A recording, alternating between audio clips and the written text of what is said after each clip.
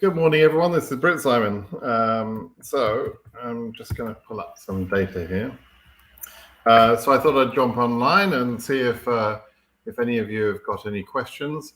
I've got a little bit of data that I wanted to show right at the beginning here, so that we can talk about DV 2023. But before I get to that, let me just do my usual DV 2020 and DV 2021. There's no answer on the appeals yet. There's no news to share. Again, we just have to wait. There's nothing more that we can do other than waiting. So, share my screen. This one. Okay, so for DV 2023, we got some data last night as Arthesius scraped the data to see how close we are to issuing up to the limit. Now, just to be clear, the legal limit for issuances in the DV lottery is 55,000 each year. There's usually a small reduction made because of a program called NACARA, but that is completely negligible these days, so don't really need to worry about that anymore. But 55,000 then is the number that they should stop issuing visas at.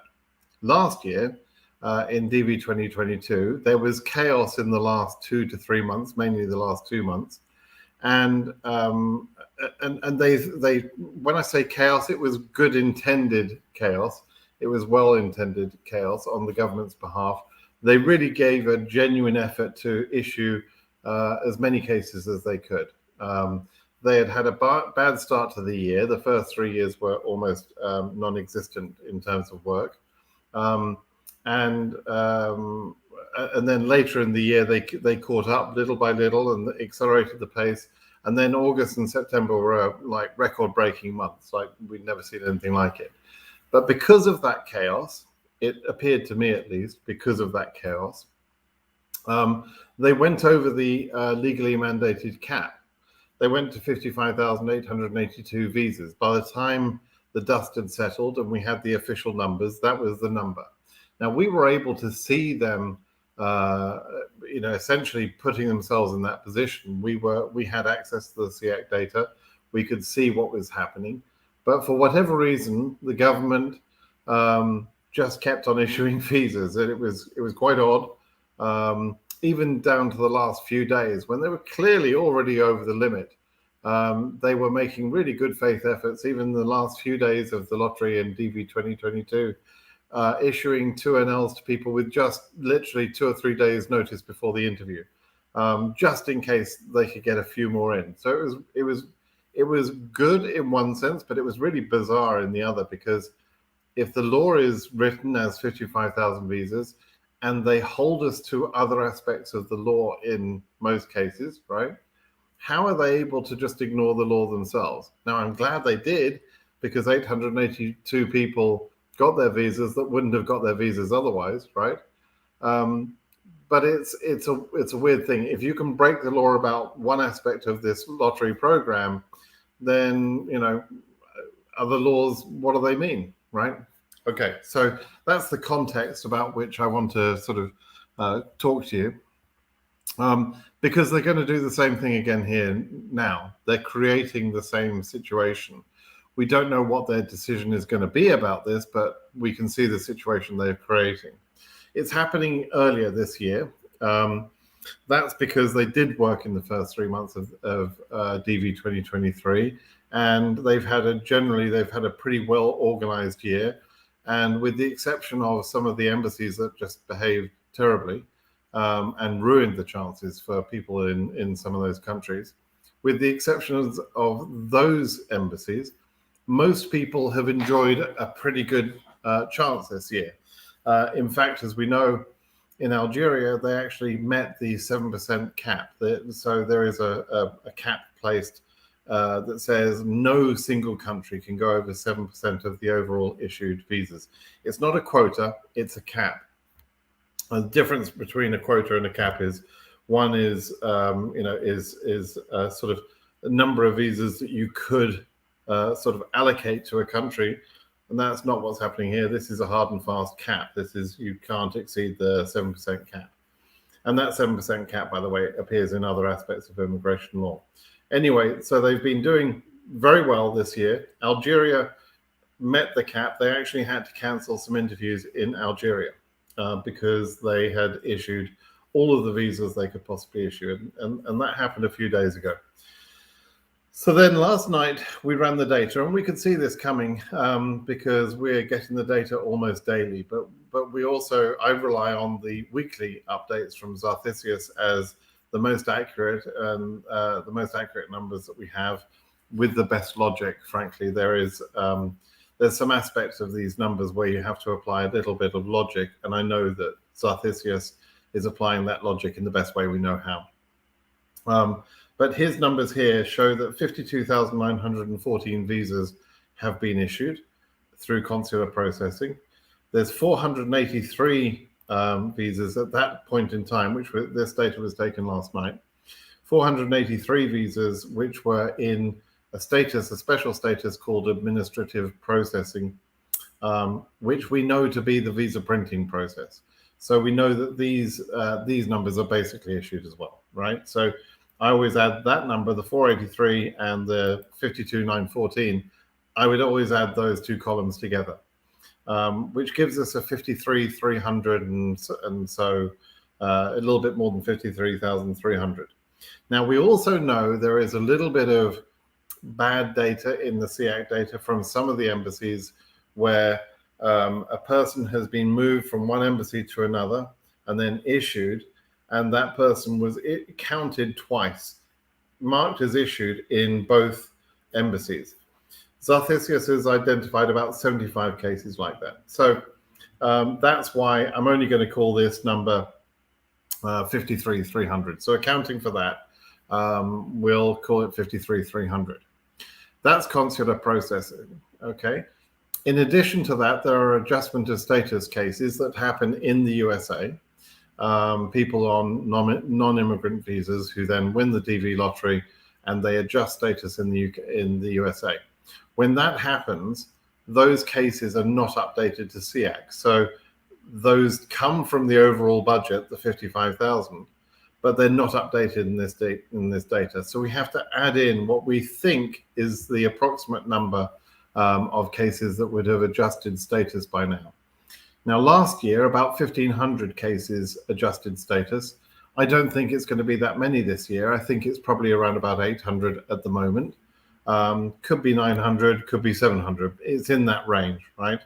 But let's call it 800, which means that if there's 53,300 for consular processing plus 800, we're already over 54,000. We're at 54,100 or so visas issued, right?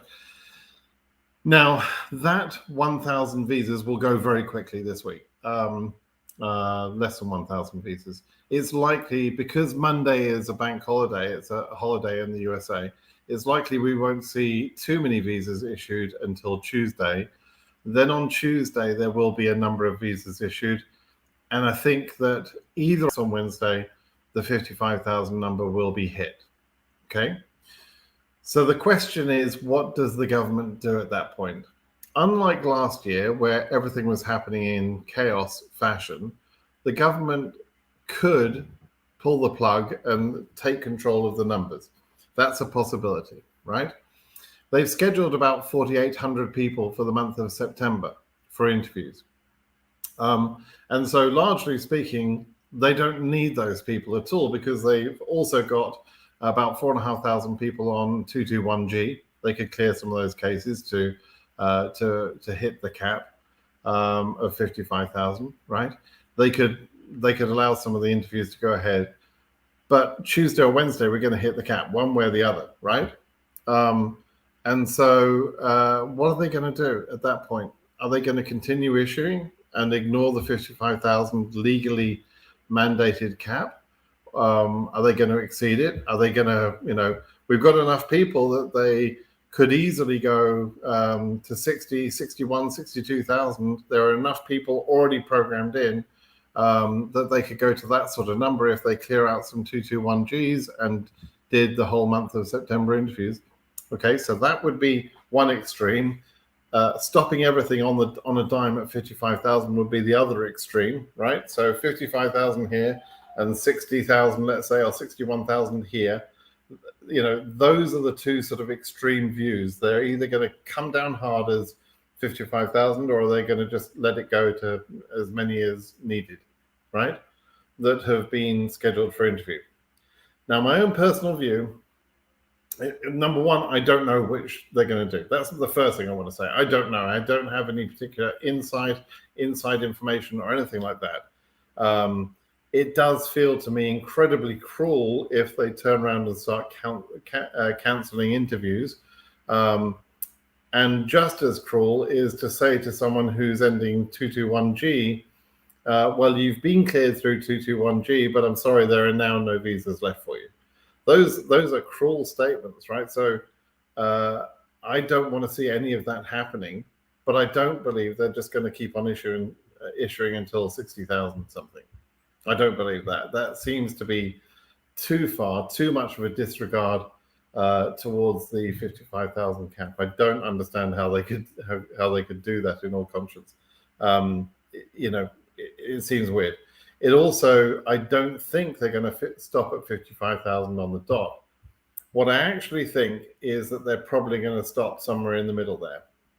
Maybe they go to 55,900, 52,000, 57,000, something like that, right? 1,000 or 2,000 more than the cap. Maybe they go to that. And at some point, someone's going to say, hey, guys, we got to stop this now. This is getting silly. We can't justify breaking the rules, breaking the law like this. We have to stop the program. And if that was the case, they would have to cancel some interviews in September, and they would have to disappoint some 221G cases that would otherwise be able to get cleared. So that's how I'm seeing it. I actually, I know this is probably going to be reversed in the camera, but for those of you that want to flip this, that's basically what my mug is saying. Like, what's going on, KCC? What are you doing? Anyway, like I said earlier, I'm happy that they're trying, and I'm happy that they're pushing the boundaries. And these 2 years, frankly, are record-breaking years. DV 2022 and 2023. There's never been anything like this, where they've got this close to the cap and they've just blown through the cap. There's never been anything close to it. So it's really quite bizarre, but it leaves us on uncertain footing. Anything from Tuesday and Wednesday, anything from that point onwards, if you're going for interview in September, if you're waiting for 221G, from that point forward, there's going to be additional risk in your case. There may or may not be a visa waiting for you. So, we have to wait and see what that means. Okay. So that's about the data. Let me see now if I've got some questions. I'm sure I do. Let me see if I can get through some questions fairly quickly. Fremont, good Lord. You're just down the road from me. You're like 25 minutes drive from me. Well, depending on the traffic, as you probably now know. Welcome to America. Welcome to Fremont. Great place to live. Loads of work opportunities around here. If you're in technology or something like that, loads of opportunities. So good luck to you. I hope you're having a good settling in process. And drop me a line on BritSimonSays.com if you want to know anything, all right, about the local area. I live in Livermore, wine region up here. So at some point, if you want to try some wine, give me a shout and I'll show you around. Okay. So Togo, got someone from Togo there. Some of us still locked in 221G. Guess we've lost the chance. Yep, don't know. I think I just covered that. Hi, Fausto. How are you? Still waiting for the migration manual. I know you're keeping me honest on that. With the signature, yes. Believe me, you'll have your own signed copy once I get off my ass and do it. But Fausto, honestly, I just never seem to get time between work and Brit Simon stuff. So Misunderstood. I love this name, Misunderstood. I think it's great. Just want to say thank you. Gave me the confidence to go through the whole process. AF42K, got my visa this week. Fantastic. There were a lot of visas issued this week. Actually, there was a bunch of 221G cases cleared this week as well, a lot, much more than normal. We normally see on a typical day 20, 25, 30 cleared on a typical day. Just yesterday, they cleared 166 cases through 221G. That was September 1st. And then this week, earlier that week, they'd cleared 115 cases on one of the days. It was around about 800 cases they cleared in about 10 days. So, they've really pushed the boat as much as possible. And interestingly, within that 10-day period, like 49 of the 166 cases that were cleared yesterday were cleared in Ankara for Asia region, which is almost entirely Iranian. So, and the same thing happened, about 25 Iranian cases, probably Iranian cases, cleared about a week before that in Ankara as well. So Ankara has actually done pretty well at the last minute. It's cleared about 75 cases for Iranians, and that's a pretty good portion. There's about 90 cases left in Ankara in 221G, but frankly, they've given that a good push. So I'm pleased to see that because, Iranians have a lot of entries. They then get a lot of selectees, and then they're treated badly from the point of view of the security background checks that they go through. It's understandable. I'll say to my dying breath, it's understandable why they're put through that. So if you're an Iranian, you may not like me saying that, but it's understandable that they put those people through additional background checks. But it is frustrating, and it's unfair in a sense that some cases have to be treated like that because of the actions of their government, Iranian government, not the American government. But nevertheless, it's nice to see the American government sort of doing everything it can to try and be fair to those cases, at least in Ankara. It's not necessarily been the same story in the other embassies, but at least in Ankara, they've tried. Anyway, so yeah, let's take some more questions. Does any family's winners situations who live in the USA affect the results of the winners interview? Not really. The only impact that having someone in the USA will have on your interview is it builds confidence in the mind of the CEO that you're going to be able to survive here. It is not easy moving to America, I can tell you that. Our friend MA, who's just down the road in Fremont apparently, and misunderstood, will tell you in time whether they know now or whether they're going to find out. It's tough moving to a new country, and moving to America is just as tough as any other country, right? So having someone, a family member there in the USA, gives the CEO some confidence that you've got some help there, both financial help and help with registering at schools, help with registering with a doctor, opening a bank account, driving you around, searching for a job, all those things. If you've got family here, then that's going to help you. And so it makes the CEO confident that you're less likely to become a public charge. And so that's useful.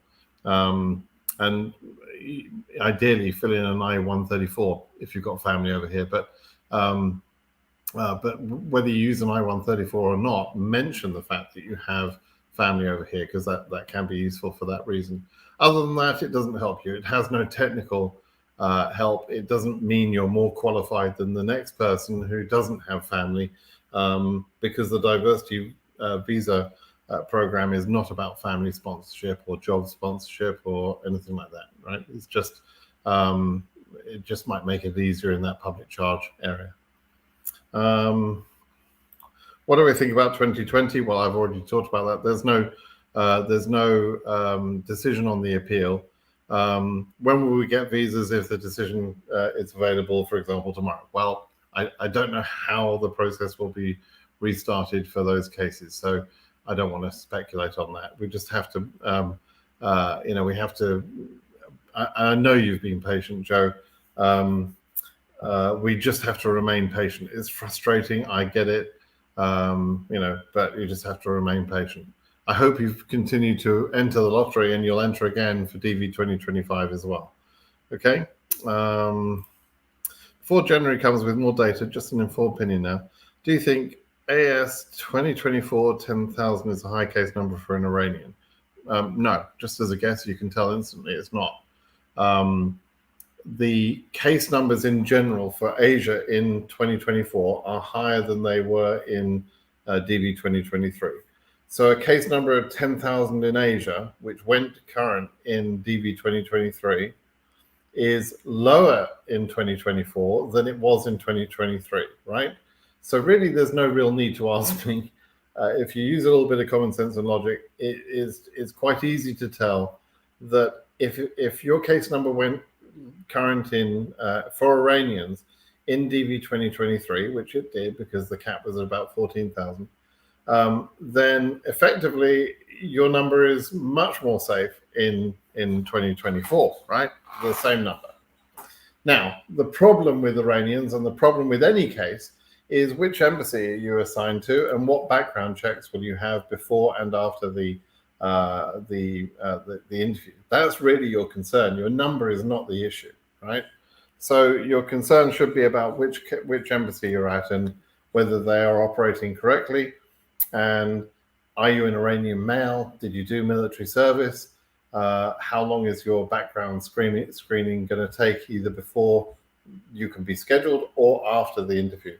If you're an Iranian male, you're very likely to have 221G after the interview, right? Very likely, very often. And that background check, we're seeing people with, routinely from Iran with 4 to 5 months, maybe even 6 months of background checking for those cases. Some can be much faster. There was a case this week, and it wasn't the principal selectee who was an Iranian male, but one of the derivatives was an Iranian male, and they were able to get through the process in about a week. So it was an embassy that just threw caution to the wind and said, hey, it's near the end of the program.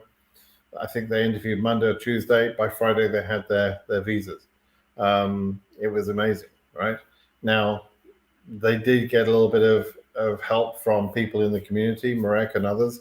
They also got a little bit of help in writing a letter from one of the best lawyers there is, Jesse, which was very kind of him. So they got a little bit of pre-preparation before the interview to make sure that their interview went well and that they could be processed as quick as possible. But nevertheless, in general, that's not the normal case for Iranian cases. Okay, so that's what you need to be thinking about. Okay. Alois says, is it true that if you're unmarried and above 35 years, you must be out on AP, or is it a problem? You're talking with an African, probably Kenyan mindset. It's the same mindset that I get occasionally from people where there's a big age gap between husband and wife. 10 years age difference between the two. Is that going to be a problem? This whole thing about in your case, you're thinking a 35-year-old is somehow ancient and there's some sort of problem with being unmarried at 35. You're thinking in a very Kenyan way, and that's not how people in America think. And so, and it's not how the law is written. So the fact that you're unmarried and 35 makes no difference to this process. Absolutely no difference at all. And once you're here in America, you'll realize what a silly question that is, from the point of view of suggesting that makes you somehow ineligible for a visa because you're 35 and unmarried. So what? It doesn't make any difference here. There's plenty of people who are perfectly normal people, and they're over 35 and unmarried, or they've got age gaps. My own wife, the age gap between me and my wife is nearly 10 years. It's very normal here. So think with an American mindset, not an African mindset. Arthur, well, that's great, Arthur. I'm pleased to read this one. It's been a long time you've been waiting. But Arthur's reporting here he's got the visa. That's awesome. Congratulations. That's really good news. What do I think about 110,000 Algeria? Oh, wow. Well, Yusuf, obviously, as far as we know at the moment, 110,000 is in the upper ranges of the case numbers, right? I think, I don't know for sure, but I think the highest case number is going to be about 100. Well, I know of one at 122,000 where I trust that. I've heard a couple of higher numbers, but I didn't really trust those reports, so I've ignored those reports. But the one I've heard of that I trust is 122,000. So your case number is in the sort of the highest 10% of all the numbers, let's say.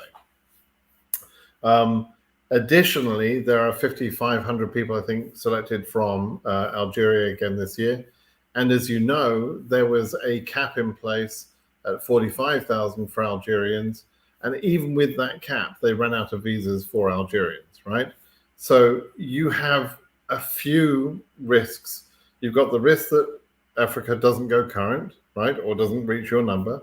You've got the risk that the people below your number go before you, and that Algeria has another superb year and somehow all the visas are issued before you get your chance. That's another risk. But there's nothing you can do about those risks. All you can do is just wait and see, and it'll be more or less sort of 8 to 9 months from now before you have much better an idea of whether you're going to become current or not, whether you're going to get a chance or not. So if I were you, I would basically ignore the DV lottery for the next 6 months. There's literally no point in you checking in every day or every month or every week. I would walk away from the process for 6 months and come back and see how things are going in 6 months' time, because this is a very stressful process mentally. And if you obsess about this and you're watching every day for data and you're trying to figure out what your chances are and you're reading all the data and everything else, leave that to me. You shouldn't be doing it. Other people can do that perhaps, but you will drive yourself bonkers if you try and obsess about that. And there's nothing you can do to change it. So you're better off to just not think about the DV lottery for the next 6 months. Come back in 6 months' time and check in where we're at. Okay. Okay. 2023 DV, I see from SIAC the Nairobi embassy is still issuing visas. Yes, of course, they're still issuing. Case number is 255 plus. 255 plus. Am I going to get my 2NL? No, you're not going to get your 2NL. Betsy, I'm sorry to be so blunt. There are no possible way that they're going to be sending more 2NLs. I mean, it's just impossible. I'm already explaining in this video how there are more people scheduled and more people on 221G and more people already issued than we have visas available. So why on earth would they send more 2NLs to any country, let alone Nairobi? And in Nairobi has not been cooperating well. So there's absolutely 100% no chance of you getting your 2NL. I'm afraid your chance is gone. All you can do is try again for another year.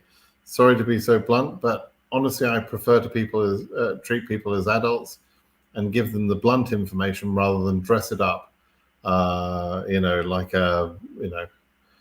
one of these channels that talks on DV lottery. I mean, there's a couple of other YouTube channels that talk about DV lottery, and they're all about, let's give the people the hope. Let's tell them everything's going to be okay. If they want it hard enough and if they pray to their God hard enough, they'll be okay.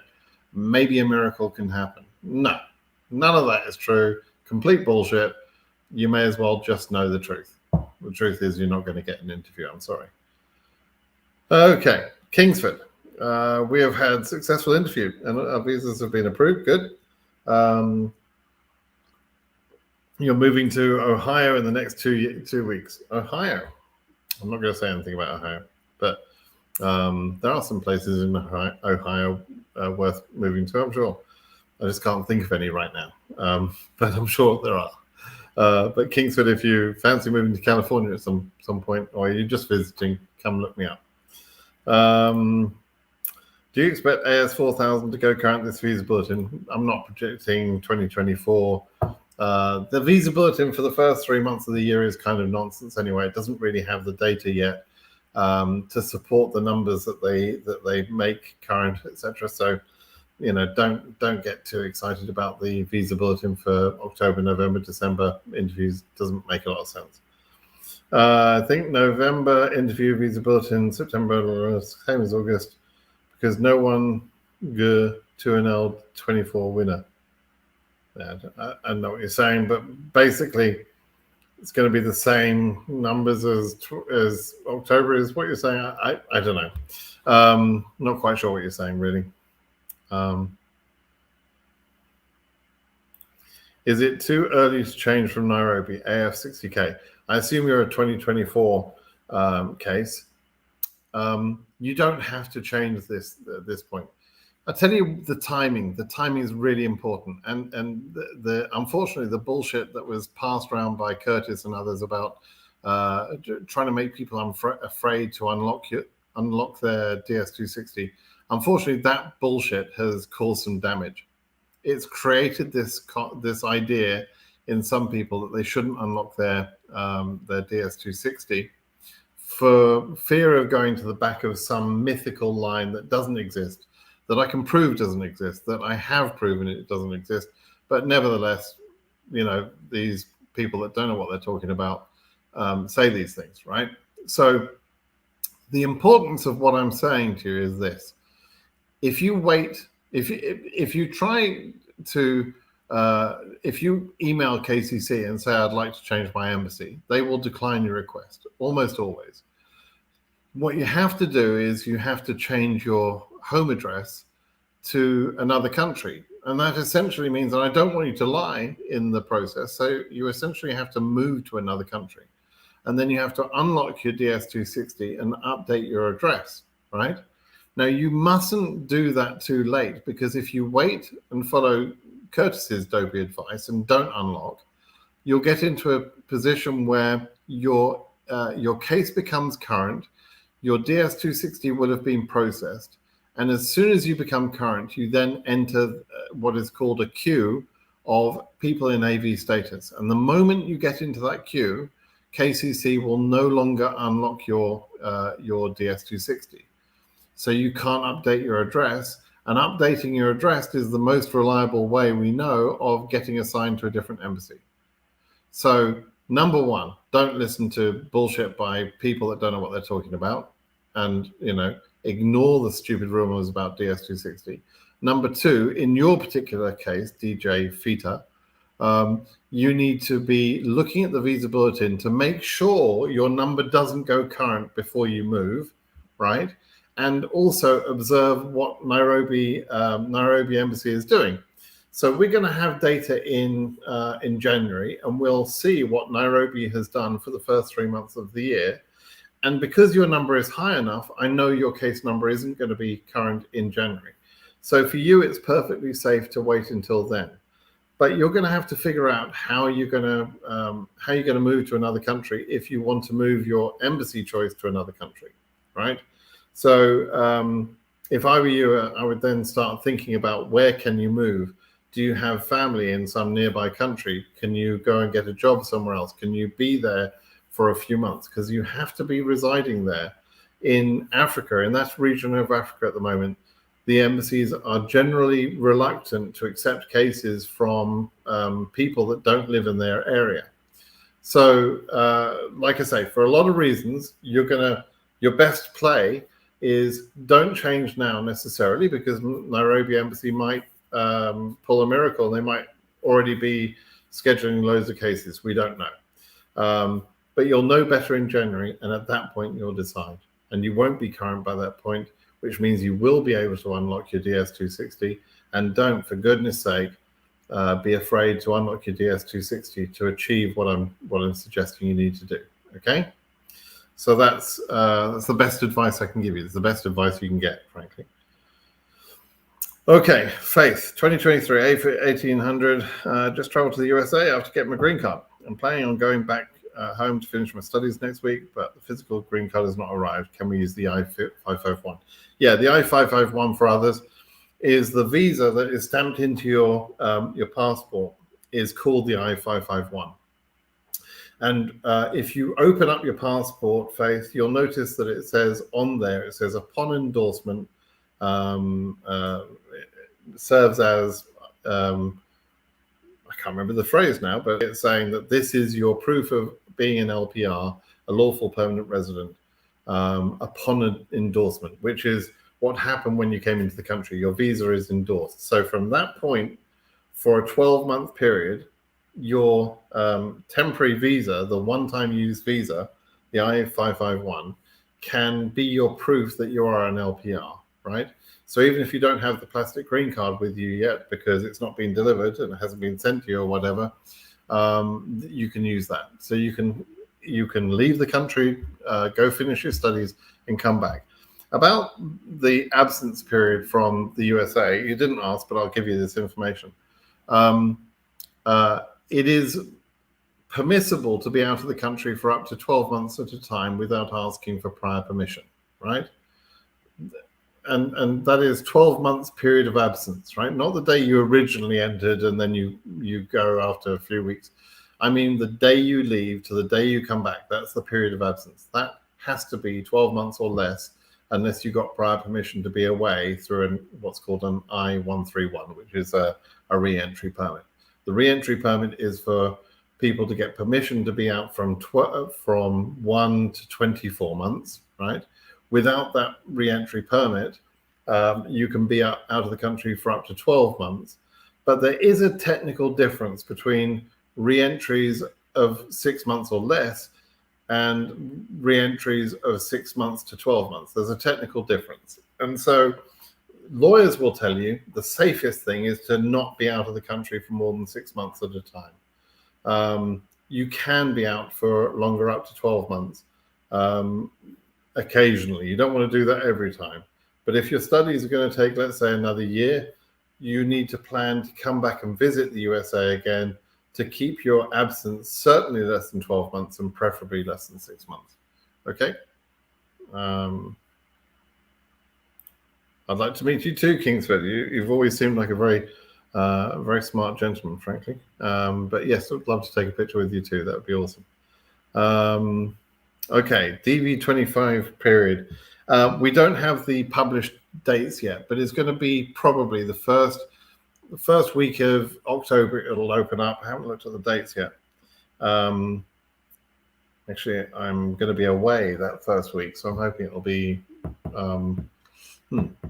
I'm going to be away till the 8th, so I don't know. I'll probably be away while it opens. But anyway, it'll probably be open that first week until the first week or so of November. It's open for a period of about 5 weeks. So roughly speaking, most of October and a little bit of November, it'll be open. That's what will happen. It'll be announced in a couple of weeks' time. And, you know, it's pretty soon. Can my brother take his mum and dad to the US? He's sent there by the lottery process last year, so he is married.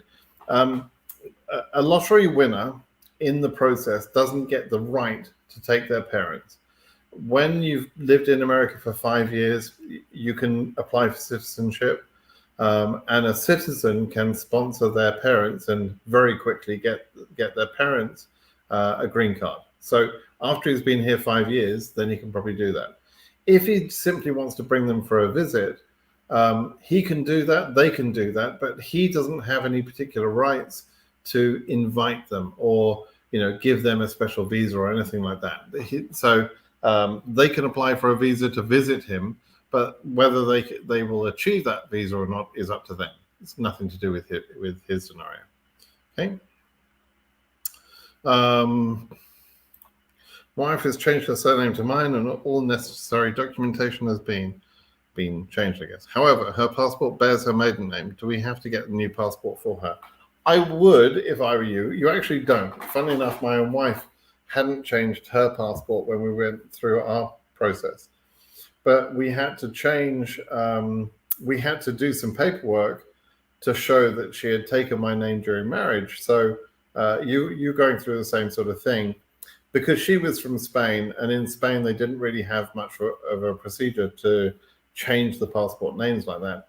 We just, we didn't do it. But her American passport has got my last name, and then she's got a Spanish passport, which is still active, still current, and that's in her old maiden name. So strictly speaking, you don't need to do it, but I would do it if I were you. I would update her passport to get the new legal name, right? Because she's taken your name during marriage, and therefore that is her new legal name. So it just makes documentation easier, particularly for that 5-year period before you get citizenship, where you will be asked for sometimes to show your green card, which would have a married name, and the passport, which would have a different name, right? So it would be easier if you can do that. Thank you for the live. You're very welcome. Can my brother take his dad and mum? Already answered that one. According to WhatsApp groups, it looks like Nairobi has issued very, very few 2NLs for October. Yeah, that's true. Chilling on some beach in Western PA after winning the green card in DV 2022. How cool. That's really cool. It makes me happy when I hear from people who are already, they've changed their lives. They're living in America through this program. I love it. So thank you for saying hi. Got the visa, traveling very soon, all thanks to you. I recently heard people can get deported at the port of entry. Any tips on how to avoid that? I don't know who told you that. That's bullshit. It's not true. For an immigrant, I've heard lawyers, I won't mention names, already have, but I've heard lawyers talk about this. There isn't a concern for immigrants. Mostly people that get sent home at the port of entry are non-immigrants. They're coming in on non-immigrant visas or visa waivers and that sort of thing. And the reasons that those people are sent home is because they're suspected of coming here to try and live here or try and work here or those sort of things. Well, bloody obviously, with a DV visa, you are coming here to live here and work here, etc., and that's your right.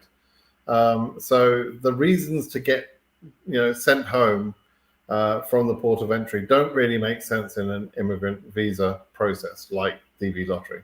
So no, there is almost people that go through the screening process at the port of entry through DV lottery and other immigrant cases report it's like a non-event. It's not an interview. It's a non-event, right? It's very simple. You don't need to worry about it. You don't need to prepare anything or be worried about it in any way. You're not going to get deported from the POE. Okay, relax. Why don't they just tell all of 2021 winner that it's over? Well, if it was up to the government, it would be, but we sued the government, and those lawsuits were won, and the government have appealed, and so there's a fight. Now, you don't have to be a part of the fight. If you're a 2020 or 2021 winner and you're waiting to hear news, but you're fed up and you don't want to wait anymore, don't wait anymore. There are plenty of other people that would happily take your visa, take your place, right? So I understand the mental anguish. I understand the annoyance of waiting, but if you want to move on with your life and forget that you won the visa, in the first place, you're entitled to do that. Do what's best for you and your mental health, right? Okay. I think it's unfair to continue interviews while ignoring 221G cases who spent money for medicals and visa fees. Yep, I get you. I've had this conversation many, many times. Who should they give priority to? The people who've already paid the medical fees and the interview fees, etc., and now clear, or the other people who've been scheduled for interview and perhaps have already had their medical because their interview is in a few days' time? Who should they disappoint? It's always a question. There's arguments on both sides, to be honest with you.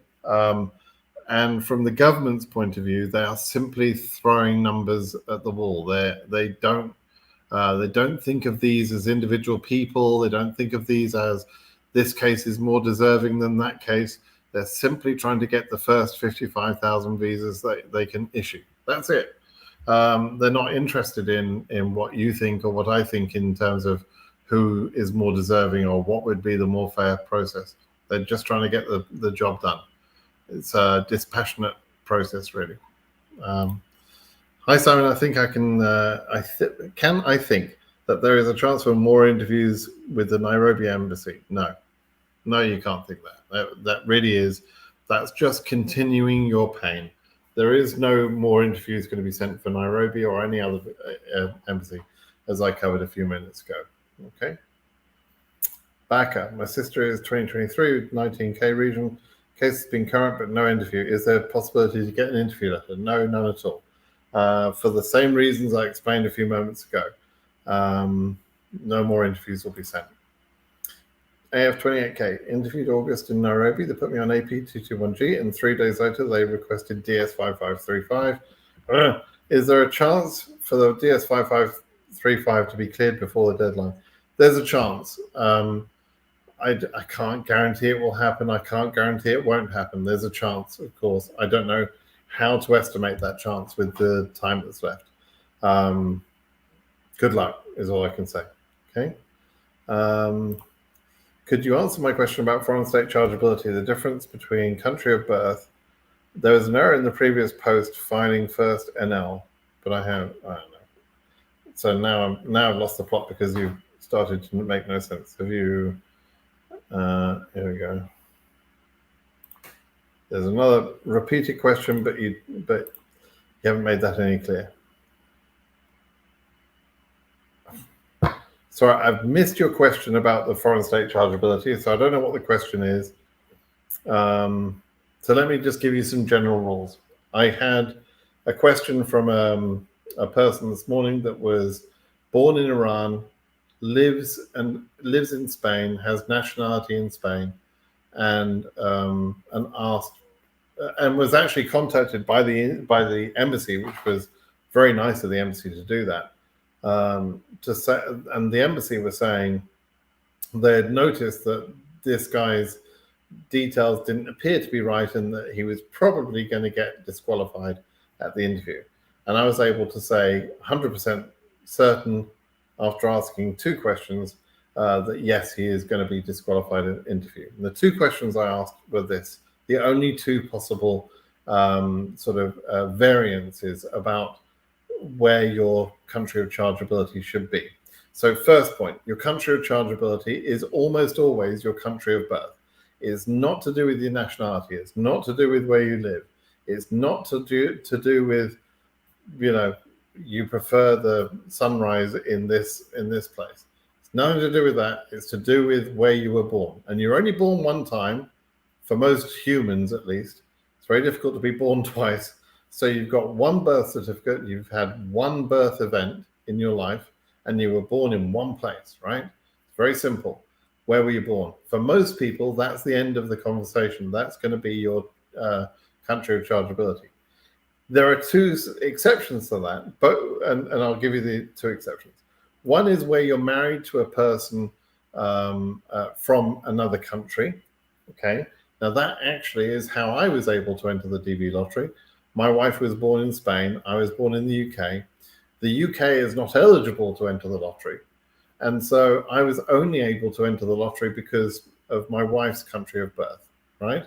So that's one possible way to have a different foreign state chargeability. The other way is if neither of your parents, let's say you were born in Iran and neither of your parents come from Iran, were born in Iran themselves, right? And they were only in Iran temporarily. They hadn't become resident in Iran or any other country. I'm just using Iran as an example, right? So your parents are not resident in the country of your birth, and neither one of your parents is from that country of birth. Then in those circumstances, it's possible to charge to one of their countries of birth. Okay, either one of them. So one was born in Germany, the other one was born in France. You could pick between France and Germany in that case, even though you were born in Iran, right? That would be acceptable. You generally only use that last exception where your own country of birth is ineligible, because otherwise, why are you going to add that additional risk? But there are some times when you might use your spouse's country of birth, or you might use this the other exception. It's called the missionary exception. the one I mentioned about parents. There are some times when you might do that because you're trying to improve your chances. So it's possible that you can do that, but that's the only ways. And then the last thing I'll note about this is that if after you've applied those rules and you've made some sort of mistake, let's say you've said you were from France and you were actually born in Germany, because both those countries are in the same region, that mistake can be forgiven. Not always is forgiven, but can be forgiven. Normally will be. About 99% of the time it would be forgiven, right? On the other hand, if you say you were born in Germany, you were actually born in Kenya, then because those two countries are in different regions, you were actually in the wrong lottery. You said you were born in Germany, and so you're in the EU region. You'll have an EU number, but you should have been in the AF lottery. And therefore, because you have been in the wrong region, you will be disqualified unless you've got one of those exceptions I talked about through the spouse or through the parents, right? 100% certain you'll be disqualified. So for the guy this morning who was asking about that, he was living in Spain, born in Iran. He's 100% certain to get disqualified. As I explained to him, I took 25, 30 minutes to explain that to him in gentle and firm ways, and then had him be rude to me later on in that same morning, which was wonderful. Thanks for that. But anyway, some people are just children, so what can you say?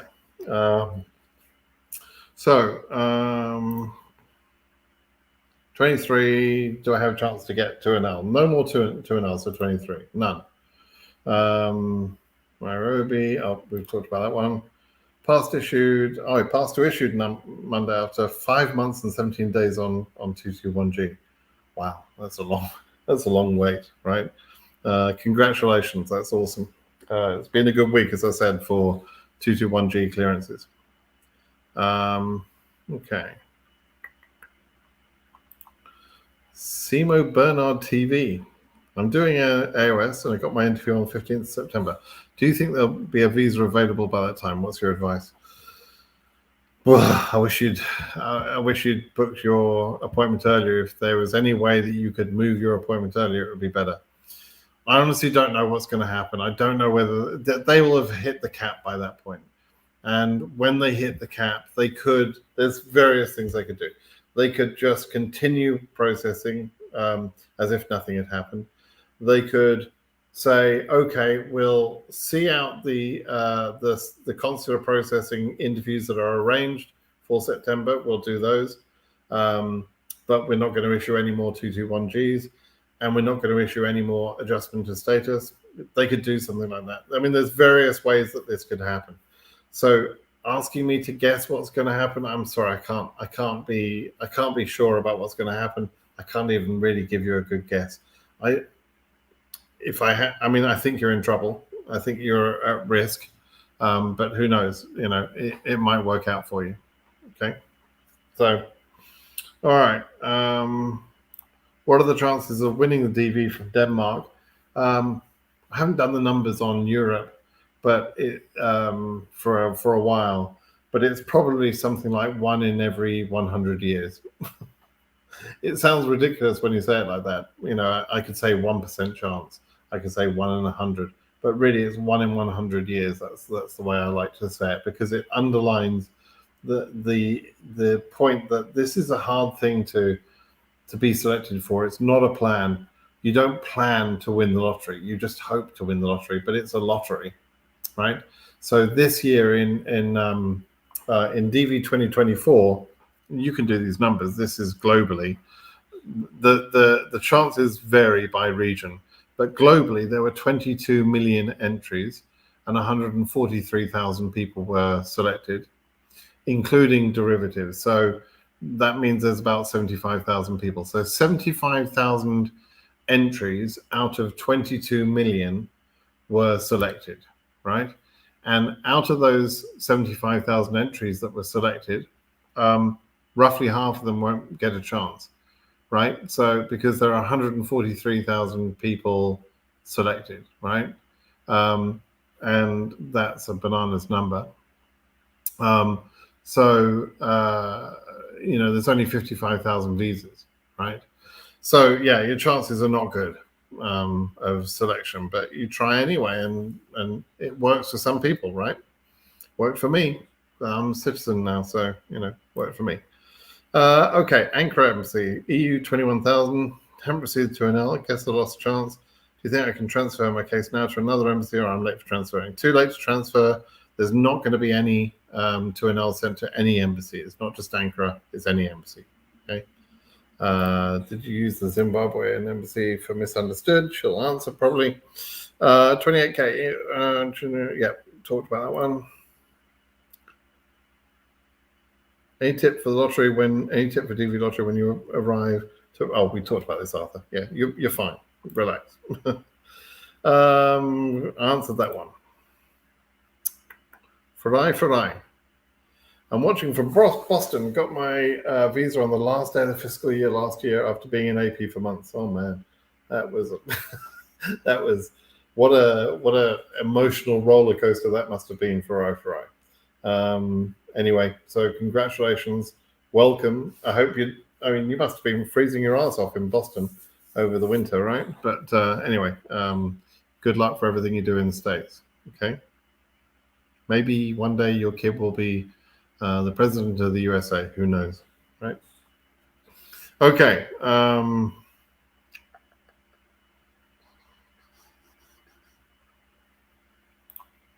Yeah, it's 57K. Is it a high CN? Is there a chance of getting an interview? Yeah, it depends on embassy performance for sure. 57K in 2024 is not particularly a high case number. It would be roughly equivalent to something like a 40,000 number in DV 2023. And in DV 2023 in Africa, the whole region went current anyway. The thing with Africa is that there are a lot of embassies who were misbehaving in DV 2022 and 23. And when they misbehave, they affect the chances of thousands of people, right? So what that means is out of the 55,000 selectees for Africa, how many of those are going to be stuck at embassies that won't help them, right? If there's a lot of people stuck at embassies that are not being, helpful, then that means that higher case numbers can go current, right? Maybe the whole region can go current. It's good news, bad news kind of thing. So the bad performance of some embassies is a real key to this process, particularly in Africa. If everything works correctly, and bearing in mind, until COVID times, up until about DV 2018, everything just worked smoothly. Like, you wouldn't believe how it used to be. Like, I would tell people would tell me when they'd submitted their DS260. Depending on the time of year, I could tell them roughly how long that was going to take to get processed. And then if their DS260 had been processed, I could tell them precisely, yeah, you're gonna get a January interview or a March interview or whatever it was. I could tell them when they were going to get an interview. It was predictable. Everything just worked. And then magically, I was telling people you're going to get your 2NL this week, and lo and behold, they did. Everything was very predictable. But since 2018, first of all, in DV 2019, they introduced the document procedure, and that screwed everything up. For a while, at least, it caused a lot of problems. Then DV 2020, COVID came along, screwed everything up. We had the lawsuits and everything in 2020 and 2021. In DV 2022, they started off really badly. And I think because they were concerned about getting sued again, as they had been in 2020 and 21, the government suddenly went into this sort of mad overdrive, this mad frenzy to issue all the visas they could, and actually exceeded the cap. So, and then 23 has been a little bit weird because it was so well organized. They've been working properly all the time. And then they just lost the plot. They issued all of these 2NLs for September interviews. And I'm like, what are they doing? Why are they doing that? They're just creating pain. They're creating problem. Why are they doing that, right? They really had got themselves into a position to have a really good year. DV 2023 should have been a really good year, with the caveat that some embassies need to be fired.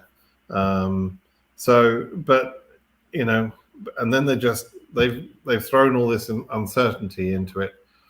Best intentions, I know, but still, it's like I don't know why they did that. So again, let me just show you the mug. That's for KCC. So anyway, DV 2024 AF7K from Kenya. DS260 already processed. Don't know if I'm current for visa processing. Submitted on June 12th, unlocked July 12th. Any hope of 2NL before next VB? You're from Kenya, Nairobi. So we don't know how Nairobi is processing. So it's likely that your biggest problem is going to be Nairobi. So you're already processed. That's good. You got your DS260 was processed even though you unlocked, because unlocking doesn't delay people. But now you're going to have to see what Kenya does in terms of how many interviews they scheduled. And you have to wait and see. I can't predict that for you. Okay. Watching live from North Carolina. Wow. Moon Leung. North Carolina is a lovely place. I should have moved there. I think it would have been nicer. But oh well. Already talked about that one. Already done that one. Do you think I can still file AOS? For what? For DV 2023? No. It's too late. It's too late. If you're thinking of moving here and then filing, no, I mean, it's too late. You're not going to get the case processed in time. No. Is there a chance to accept my application if I apply this year or so? I mean, am I eligible to apply N times? Yeah, you can. So if you're a previous winner or not a winner, or you're a 2024 winner but you haven't had your case processed, any of those scenarios, any scenario, you can enter DV 2025, and you should do, right? There's no harm in doing that. Why not? So yeah, go ahead and do that, okay?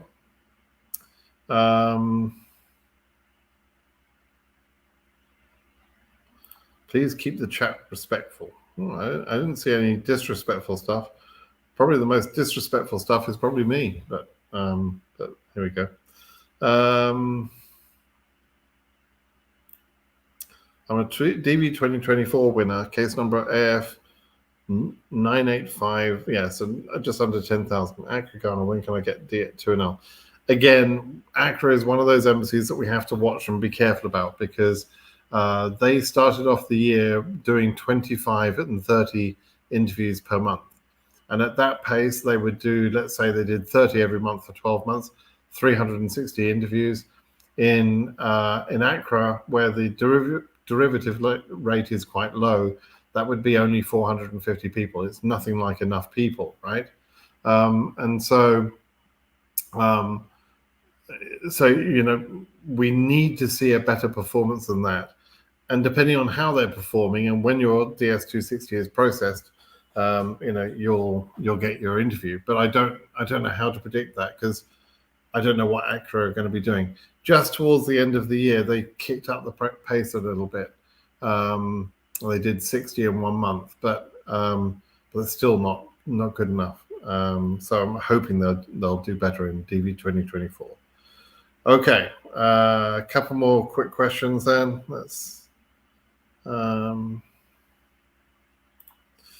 I don't often answer these work experience things, but I'll take a minute now, or a couple of minutes, to explain what you should do.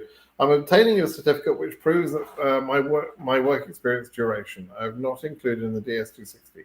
How would I present it to the visa officer as my work experience? Thank you, Simon. Okay, so if you don't meet the education requirement, then the alternative way of meeting a requirement for the lottery is by showing that your job meets the standard, that you've had enough experience. And there's a couple of important things about it. Firstly, the job itself has to be at a certain level. It's not just any job. You can't be a car mechanic and qualify that way. You have to be a manager, some sort of professional position. There's certain jobs that qualify, some don't, and you have to check on a site called ONET Online to see if your profession, your job actually qualifies. If your job qualifies, then you need to have 2 years experience out of the last 5 years of time, right? So the 5 years leading up to the day of the interview, within that previous 5 years, you need 2 years of experience, right? So 3 years is fine, 4 years is fine, whatever, but at least 2 years. Okay, then how do you prove that to the consular officer? You show a number of things, and it's going to vary from case to case. You may have professional training in the job that you do. You may have certificates, therefore, for that professional training. So you would show your CV or resume, as it's called in America, showing that you have a career path that has taken you to that job, that you've got some training certificates that are relevant to that job. Perhaps you've got something like that. You can have a letter from your employer saying, yes, this person works here, has worked here for 17 years. He's the best manager we've got, blah, blah, blah, whatever, right? You can also, in certain jobs, you could show certain work output of work that you have produced, right? If you're a website designer, you could show websites that you've built and maintained. If you're self-employed but do something the right nature, you might show an accountant's letter to show that the income you earn is enough to show that your job is actually a well-paid professional job. You would also, by the way, if you're employed, you would also show pay slips, that show you've earned an income at a certain level. Because again, these jobs that we're talking about here are jobs at a certain professional level, typically. So they're not the lowest paid jobs, right? Therefore, you should be able to show that your salary is more, and the consular officer is going to understand, oh, yeah, this is a pretty good salary for this region, for this area. This person must be doing a pretty good, high-level job, right? So that's pretty good evidence. Now, you combine whatever evidence you can get together that you think is suitable evidence to show someone, a stranger, that you do the job you say you do, right? You put all that together and cross your fingers. But it is a subjective thing. You have to convince the CEO that what you're saying is true. Okay? Good luck with that. Okay, we're going to scan down for one or two more questions and that be it.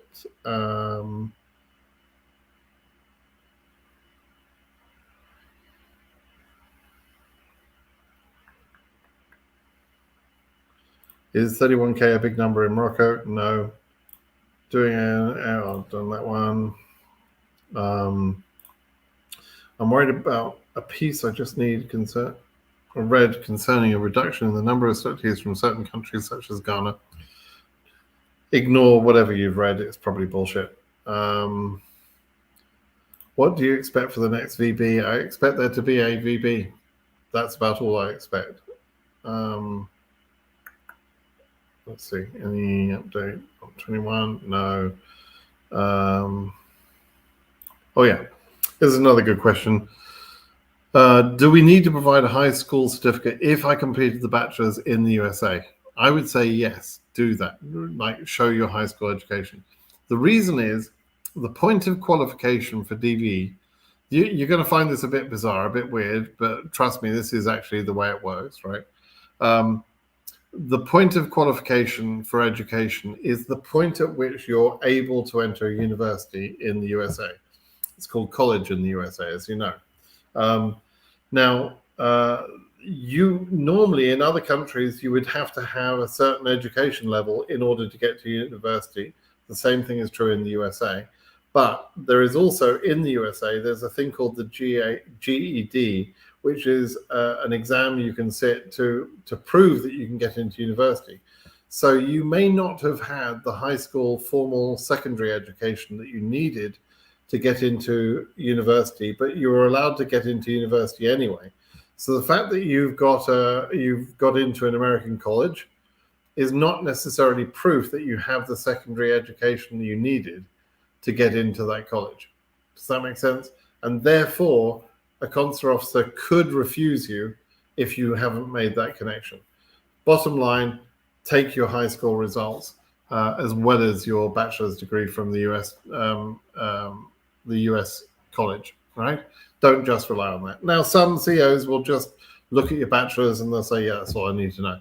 But other CEOs will be picky about that, right? So just prepare for that. Okay.